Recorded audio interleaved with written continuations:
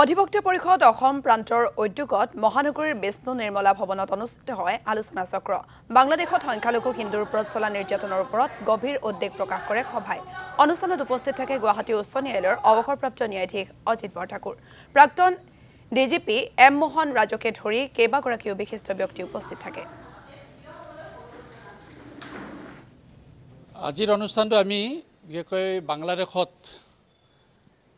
বিশেষ হিন্দু সম্প্ৰদায়ৰ লগতে অন্যান্য সংখ্যালঘু সম্প্ৰদায়ৰ ওপৰত যোৱা বিশেষকৈ আগষ্ট মাহৰ পৰা যি ধৰণৰ আতিশয্য চলি আছে তাৰ প্ৰতিবাদ কল্পে আমি অধিবক্তা পৰিষদ অসমে এই অনুষ্ঠানটোৰ আয়োজন কৰিছোঁ।